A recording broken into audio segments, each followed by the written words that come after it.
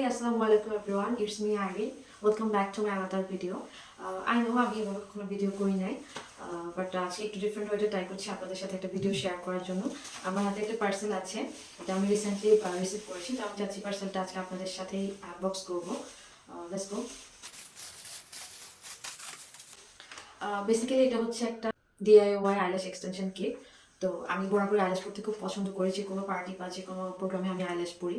তো ফেক আইল্যাশটা পড়তে পড়তে আমি একটু বোর হয়ে গেছি, তো আমি চাচ্ছি এবার একটু ডিফারেন্টভাবে নিজে একটু ট্রাই করার জন্য। যে স্যালুনে আমরা তো দেখি যে অনেক হাজার হাজার টাকা খরচ করে আইল্যাশ এক্সটেন্ড করে, তো যেহেতু আমার কাছে অপশন আছে আমি বাসায় বসে ট্রাই করতে পারি, সো ওয়াই নট।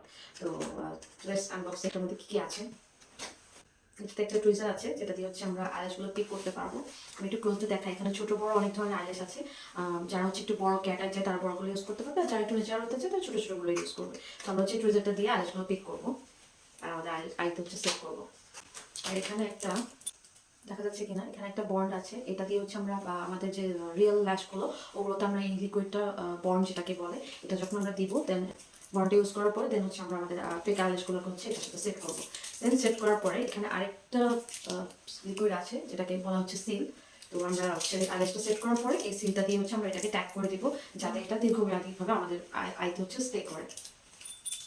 সো আমি পুরো কিটটা নিয়েছি সিমার ফেসবুক পেজ থেকে। আমি হচ্ছে ওদের পেজটা আমাদের কমেন্ট সেকশনে ট্যাগ করে দিব, আপনারাও চাইলে চেক করতে পারেন। আপনাদের যদি ভালো লাগে অবশ্যই আপনারাও চাইলে থেকে পারচেস করতে পারেন। আর আমাকে আইল্যাশ এক্সটেনশন করে কেমন লাগে সে পুরো প্রসেসটা আজকে আমি আপনাদের সাথে শেয়ার করবো। So let's go.